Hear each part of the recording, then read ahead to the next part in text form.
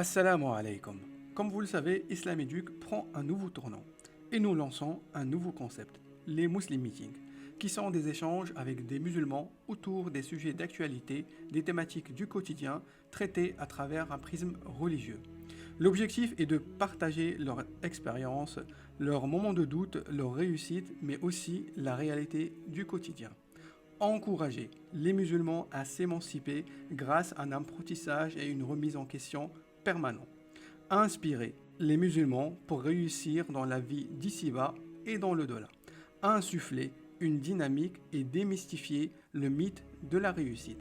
Voici donc l'épisode d'introduction des Muslim Meetings dans lequel on se prête au jeu de notre propre concept. Assalamu alaikum. Bienvenue dans ce premier épisode, ou plutôt l'épisode d'introduction des Muslim Meetings. Je suis Madame M, accompagnée de Monsieur S. Assalamu alaikum. Wa alaykum salam wa rahmatullahi ta'ala wa barakatuh.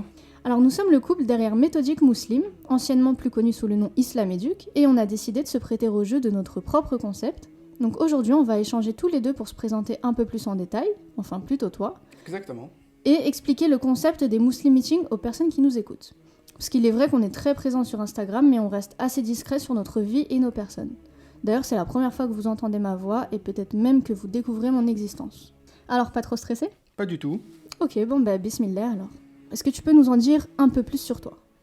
Alors, Monsieur S, comme tu viens de le dire, toujours trentenaire. Alors, je suis né et j'ai grandi dans un pays arabo-musulman. Donc, j'ai eu une enfance quasi normale. Tout comme jeune garçon de mon âge, j'étais passionné par le sport. Donc, j'ai pratiqué beaucoup de sports, et en l'occurrence le football. Le sport m'a permis et m'a apporté beaucoup de valeurs, en l'occurrence l'abnégation et la persévérance, qui m'ont été utiles durant mes études. Alors, pour revenir un peu à l'école, j'étais attiré par la logique, le raisonnement, les sciences dures, comme j'aime bien les appeler, en l'occurrence les maths et la physique.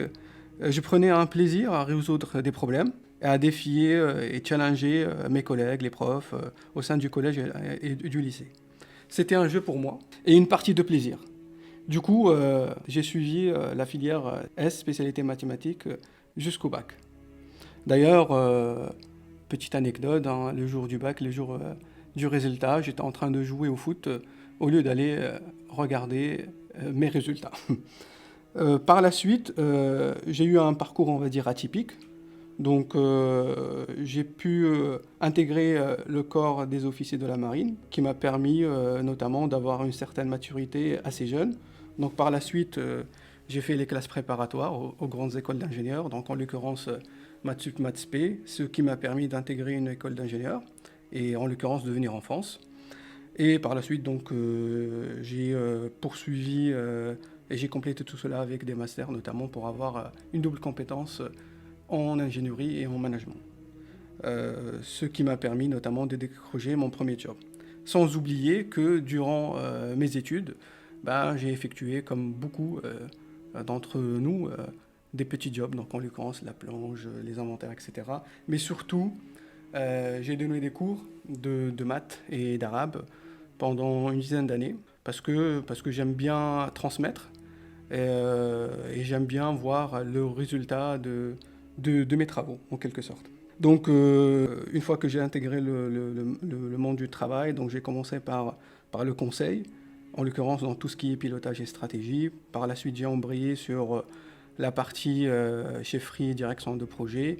Et là, je suis plus dans tout ce qui est pilotage de centres de profit, donc gérer X millions, X personnes sur des sujets stratégiques, donc beaucoup de responsabilités, mais aussi avec beaucoup de légèreté. Donc aujourd'hui, c'est ce que je fais. Et en parallèle, donc voilà, on anime un peu notre compte Instagram. Donc tout cela a été possible par la permission d'Allah subhanahu wa ta'ala, alhamdoulilah, et aussi grâce à ma soif d'apprendre. Voilà, c'est un peu, on va dire, un aperçu de mon modeste parcours dans ce bas monde. Inch'Allah, très clair et très complet.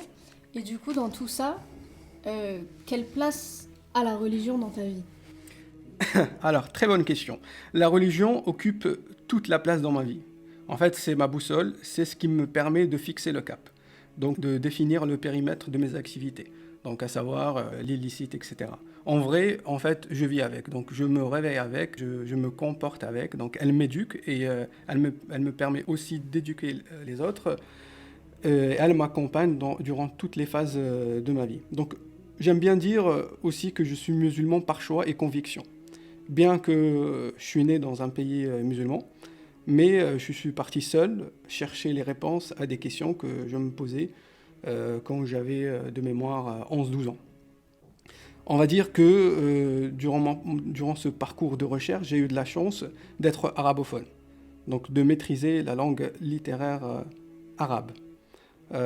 Et la langue arabe de Sibawayh, on va dire, pour les connaisseurs, parce que malheureusement, il y a beaucoup d'Arabes aujourd'hui qui parlent l'argot, mais ils ne maîtrisent pas vraiment la langue arabe littéraire. J'ai eu la chance d'avoir une prof d'arabe quand j'étais au collège, première année au collège. C'est elle qui m'a donné envie d'apprendre plus sur cette langue, d'essayer de la maîtriser, de jouer avec. Une prof d'origine palestinienne qui est aujourd'hui morte. Nas'alullah laha ar-rahma. C'est elle on va dire, qui m'a donné ce goût de pouvoir jouer avec les mots, avec les poèmes, etc. Et du coup, donc, elle était le déclic en quelque sorte, dans cette quête de maîtrise de la langue arabe que j'essaye de m'y attacher jusqu'à aujourd'hui. Aussi, j'ai eu la chance de côtoyer un centre de prêche et de transmission qui est mondialement connu et reconnu, où il y avait des savants, pas spécialement arabes, des savants musulmans, qui venaient notamment pour organiser des assises sur différents sujets. Donc j'ai des souvenirs de grands savants qui venaient d'Afghanistan, de Pakistan, qui prêchaient en ourdou, etc. Cela remonte à, on va dire ça, c'est avant les événements de 2001. Ça ne nous rajeunit pas, mais voilà, mais c'était un centre où, notamment, chaque jeudi soir, il y avait des prêches, il y avait des assises, un peu comme ce qui se fait à Médine.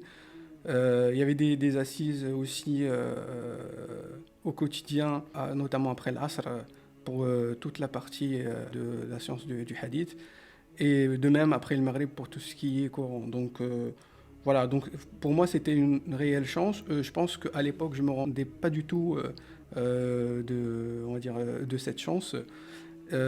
Plus tard, une fois en France, c'est là où j'ai un peu mesuré un peu l'écart qu'il y a entre là-bas et ici, et aussi de la chance que j'avais en quelque sorte.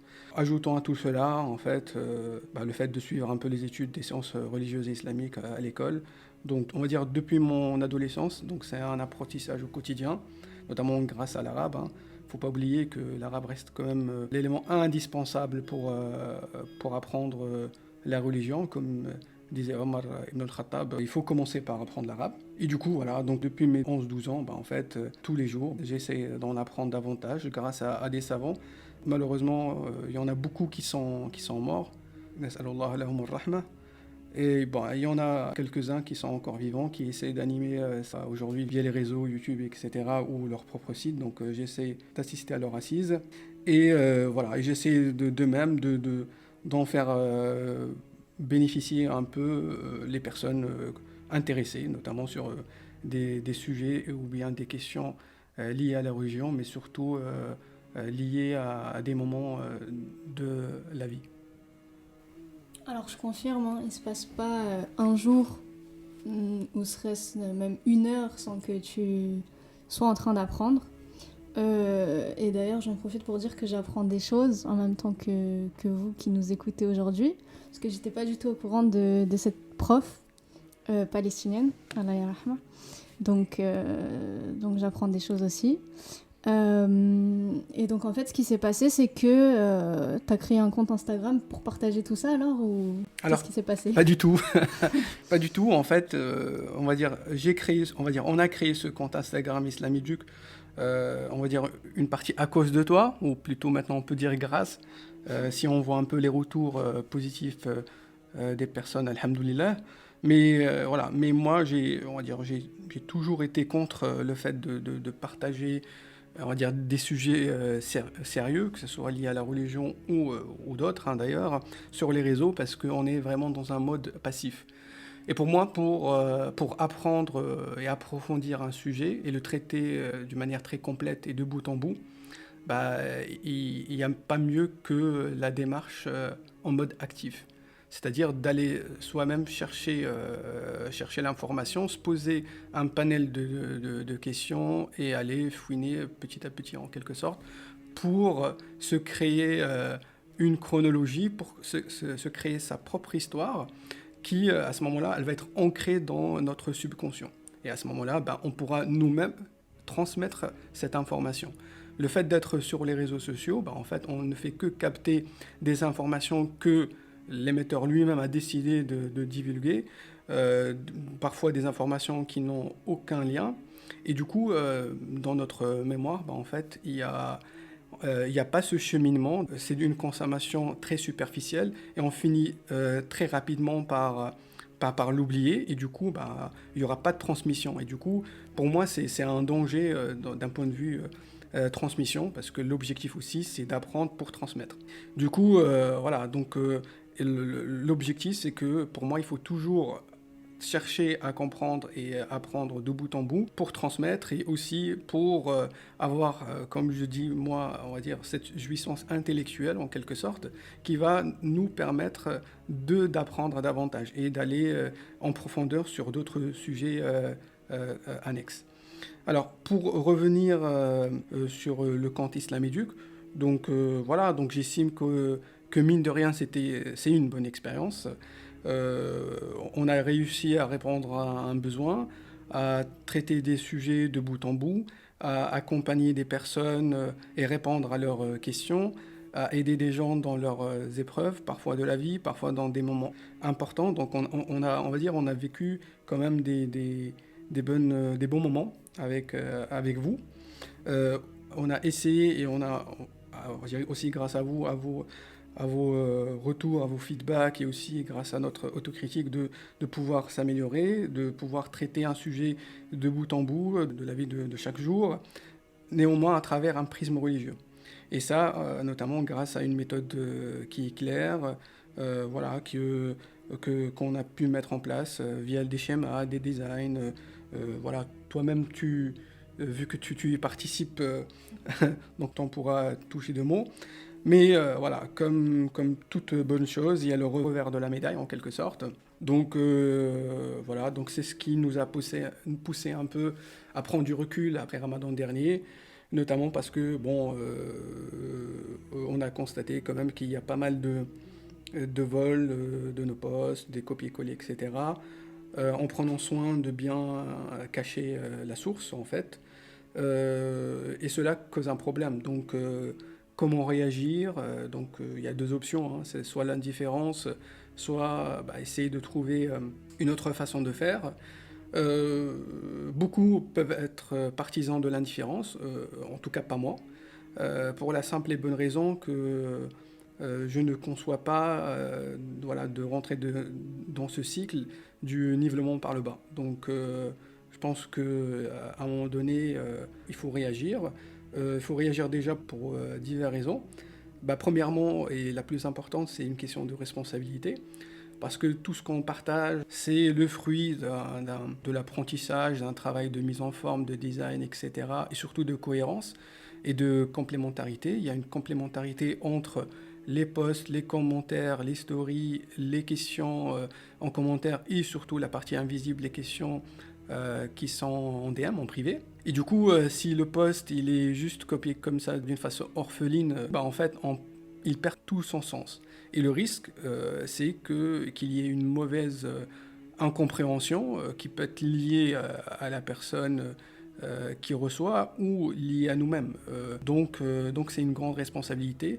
Le fait que quelqu'un puisse comprendre de travers ou mal ce qu'on voulait en tout cas partager comme idée, en fait, ça nous mène à avoir des péchés et c'est pas du tout l'objectif en fait de tout cela.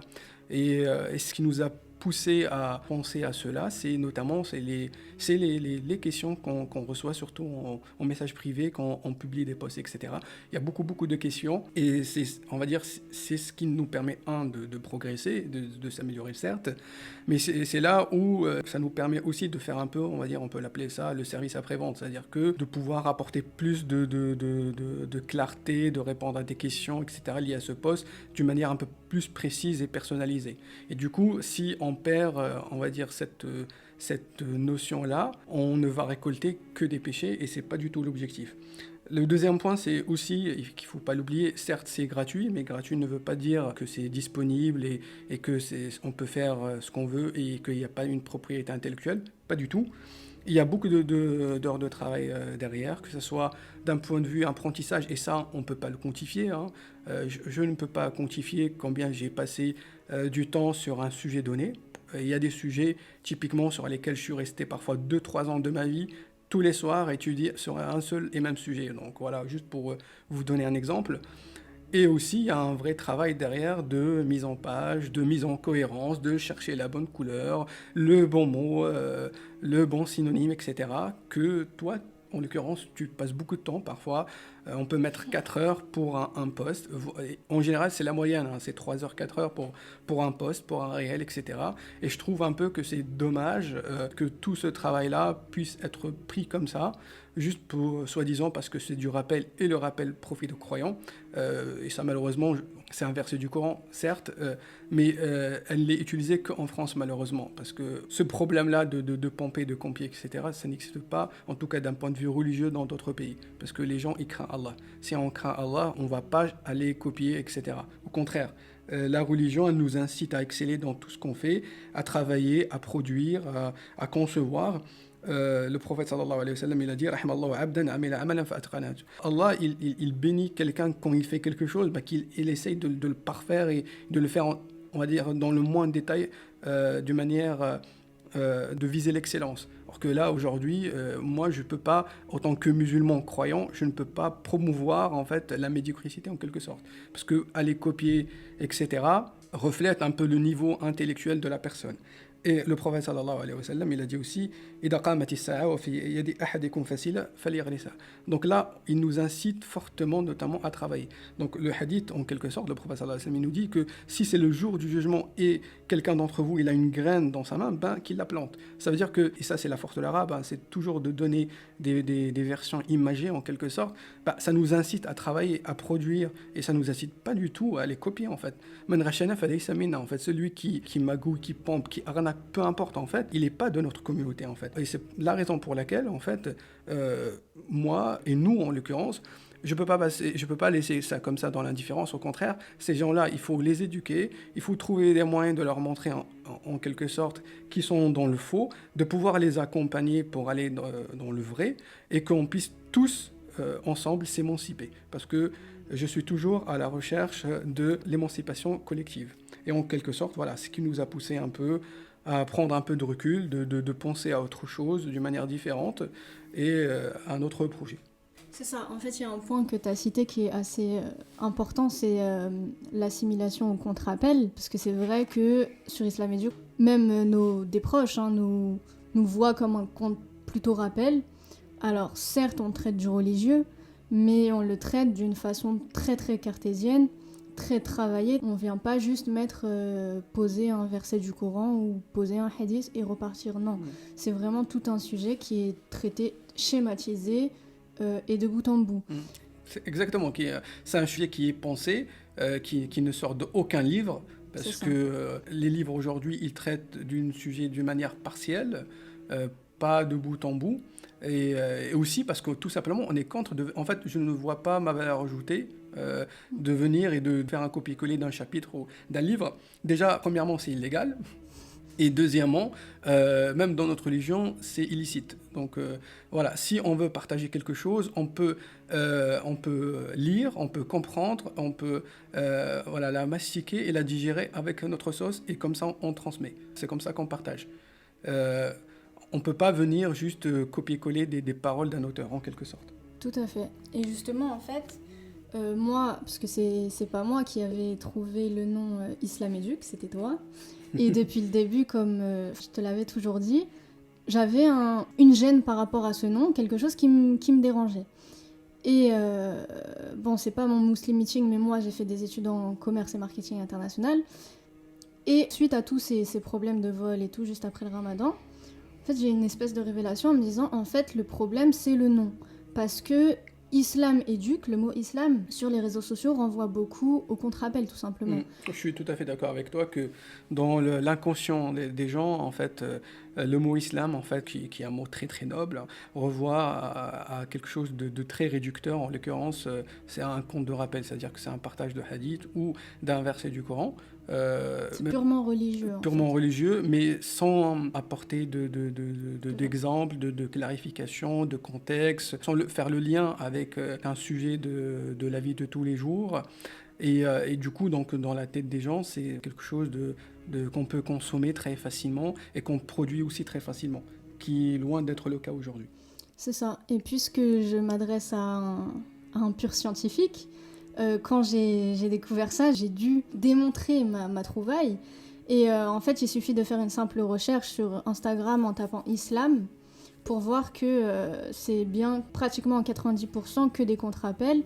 Alors que si on veut vraiment apporter une notion, voilà, de rester dans le thème de l'islam, mais avec une valeur ajoutée, c'est plutôt le terme musulman qui est utilisé.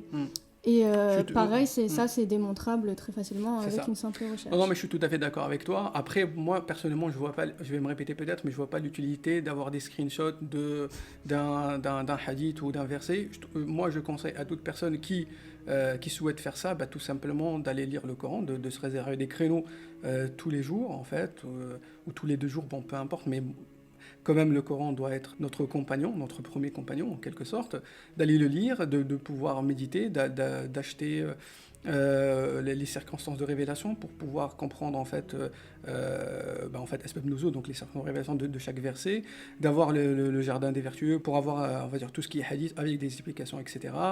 Voilà, donc, et je pense que ça sera largement plus utile. Au moins, il y a une cohérence. Au moins, elle pourra par la suite créer ce patchwork en quelque sorte pour traiter un sujet de bout en bout, au lieu de consommer comme ça des posts qui n'ont ni queue ni tête. Et en quelque sorte, c'est juste une consommation très superficielle. Et pour moi, c'est là où c'est un peu dangereux, c'est que ce qui peut s'installer dans l'inconscient des gens, c'est que je suis en train d'apprendre. Vu que je consomme tous les jours des versets, des hadiths, ça veut dire que je suis en train d'apprendre en quelque sorte, et du coup je délaisse le vrai apprentissage. Non, pas du tout. Parce que ça reste, moi je le considère pas du tout comme un apprentissage. Avoir un verset qui me rappelle le châtiment, ou qui me rappelle le paradis, ou qui me rappelle que je dois bien me comporter envers le voisin, ou peu importe, c'est bien. Mais me contenter que de ça, je trouve ça très réducteur, et c'est pas ça ce que l'islam nous demande en fait. Non, l'islam nous demande d'aller étudier notre propre religion, donc le Coran, les hadiths, etc. Avoir, on va dire, une façon de travailler, de s'organiser pour apprendre. Et il faut apprendre jusqu'à la mort en quelque sorte. Et c'est là où c'est un peu dangereux, parce que les gens, dans la plupart des cas, ils pensent que cela est suffisant. Donc c'est pour cela que être que dans le rappel, je trouve ça réducteur. Et moi, personnellement, je vois pas cette valeur ajoutée en fait. J'ai pas besoin on va dire, d'un poste ou de quelqu'un pour me faire rappeler que ça c'est bien ou ça c'est pas bien. Ça, j'en ai besoin dans la vie de tous les jours, dans un moment précis de la journée, quand je suis en train de faire quelque chose. Par exemple, je sors de chez moi, là, peut-être que s'il y a une personne avec moi ou d'une autre manière, peu importe, qui me dit « Ah, est-ce que tu as dit de l'khurouj, etc. » Oui, là, c'est bien. Par contre, le lire à minuit le soir, ok, je dis « Ah, c'est bien et tout, il faut que je le fasse, mais est-ce que je vais vraiment le faire demain ?» J'en doute fort, en quelque sorte. Donc, donc c'est ma conviction, en fait. Après, ça n'engage que moi. Mais en tout cas, pour moi, peu importe, en fait, ce qu'on peut consommer sur les réseaux sociaux, que ce soit d'un point de vue religieux, ou d'un point de vue scientifique, ou peu importe, ça doit rester qu'un amuse-bouche en quelque sorte. C'est-à-dire que c'est pas ça l'apprentissage. L'apprentissage, c'est que quand tu te poses avec toi-même, que tu définis un cap, un fil rouge, des phases, et que tu embrayes sur du travail. Il n'y a que le travail qui paye, tout simplement. Ça c'est sûr. Et du coup, c'est tout ça qui nous a poussé à nous retirer un petit peu et à travailler sur un nouveau projet. Exactement. Donc le nouveau projet, méthodique musulmane, c'est la continuité de Islam Éduc, mais en mieux. Bah, sinon, il n'y aurait aucune utilité. Donc concrètement, le fond, il ne change pas, donc on l'améliore. Donc c'est plus qualitatif, c'est plus proche de vous. Et enfin, ce qui change un peu, c'est la forme. Donc c'est un peu plus user-friendly, c'est un peu plus design, plus sexy, etc. L'objectif, c'est de pouvoir vous accompagner dans toutes les étapes de votre vie, mais vu d'un prisme religieux. Aussi, donc c'est pas du copier-coller d'un livre, donc d'ailleurs on l'a jamais fait, mais on fait tout par nous-mêmes. Donc de l'idée au post final, hein, et que ce soit sur Instagram, sur le site internet, etc. On fait tout nous-mêmes, surtout toi. et pas moi. Donc voilà, on se base sur des années d'apprentissage, sur deux regards qui sont différents, certes, mais complémentaires. C'est un nectar de condensé d'informations qui nous permet de traiter un sujet de bout en bout. Donc, à travers Méthodique Musulmane, on est un créateur de contenu religieux pratique à suivre au quotidien. Donc, grâce à des outils qu'on a mis en place, hein, que ce soit via les posts sur Instagram, les réels, les IGTV, que ce soit via les compagnons, les accompagnements, etc. Donc, c'est ça l'objectif. L'objectif, c'est qu'on puisse vous accompagner au quotidien sur des sujets du quotidien traités à travers un prisme religieux. C'est ça, et on a aussi du coup pensé, en plus de tous ces outils, à un nouveau concept, donc les Muslim Meetings. L'objectif, c'est d'échanger avec des musulmans donc qui ont entrepris des choses, que ce soit au niveau entrepreneurial, mais pas que, aussi dans leurs études, dans leur vie, comme dans l'expatriation par exemple, ou même simplement de leur passion, pour partager leur parcours, leurs expériences et surtout inspirer la communauté. Alors comment était venue l'idée et concrètement, qu'est-ce que c'est ? Alors qu'est-ce que c'est ? C'est ce qu'on est en train de faire depuis le début, hein, plus ou moins on va dire. Comme tu viens de le dire, donc c'est un échange avec des musulmans sur leur parcours, mais pas que, sur leurs échecs, leurs moments de doute, leurs regrets, leur regard, surtout sur des sujets d'actualité. Donc en quelque sorte, c'est un échange intellectuel, informel, parce que ça doit rester quelque chose de très accessible et de très proche des personnes qui nous écoutent, pour inspirer et surtout faire vivre le débat dans la communauté musulmane. Donc moi, personnellement, je suis un grand consommateur de débats, d'échanges intellectuels, mais il manque toujours le plus important, c'est de pouvoir traiter des sujets du quotidien à travers un prisme religieux. Et du coup, en fait, l'objectif dans Muslim Meeting, c'est notamment à travers ces échanges, en fait, de traiter un peu tous les sujets du quotidien, de l'actualité, ça peut être de l'économie, etc. Donc, vous l'avez bien compris, c'est pas du religieux purement religieux, pas du tout. C'est du religieux, du scientifique, tout ça mélangé, donc de la vie de tous les jours, hein, parce que on travaille comme vous, on vit comme vous en quelque sorte, et c'est ce qui nous permet en fait de traiter un sujet terre à terre, mais à travers un prisme religieux. Et c'est ça ce qui fait le charme et toute la complétude en quelque sorte du traitement. Très complet, merci. Merci à toi. Je pense qu'on a fait le tour de tout ce qu'on voulait dire. Je pense aussi... quelque chose à ajouter ? Non, en tout cas j'espère que ce nouveau format, que ce soit pour les Méthodiques Musulmane, va vous plaire et j'espère qu'il vous sera utile. J'espère aussi que le Muslim Meeting va vous plaire et il vous sera utile.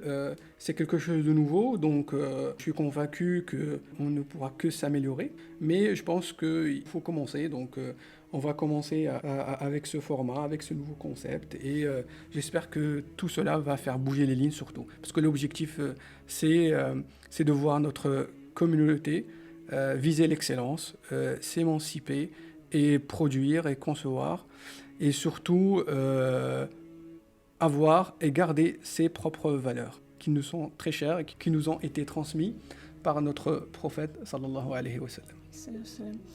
Donc du coup, il y aura, Inch'Allah, un prochain épisode avec un musulman. Voilà, et il y aura le premier épisode, parce que celui-là, c'était que... l'introduction. Exactement. Et je vous disais au début d'ailleurs que c'est la première fois que vous entendez ma voix. C'est peut-être pas la dernière fois, mais en tout cas, vous risquez pas de l'entendre d'aussitôt parce que c'est toi qui prends les commandes pour les prochains Muslim Meetings, Inch'Allah, Inch'Allah. avec nos futurs invités. Merci de m'avoir fait participer.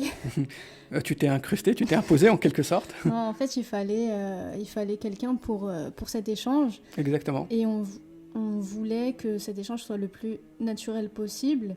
Et surtout, je pense que personne d'autre que nous deux pouvait réaliser cet échange avec toutes les idées qu'on a envie de faire passer, puisque c'est vraiment un projet qu'on a mené tous les deux. C'est ça, exactement. En fait, c'est ce que les gens on va dire, oublient, c'est que aussi derrière Islamiduc, il y avait toujours deux personnes. Donc certes, moi, qu'on m'entendait un peu plus, ou voilà, mais il y avait toujours, voilà, tu étais toujours là, parce que c'est toi qui fais en quelque sorte les posts et tout. Donc voilà, donc ça a été toujours un travail d'équipe, et j'espère que ça va le rester, Inch'Allah. Eh bien, on vous dit au prochain épisode, Inch'Allah. Et à très bientôt, Inch'Allah. Wassalamu alaikum wa rahmatullah ta'ala wa barakatuh.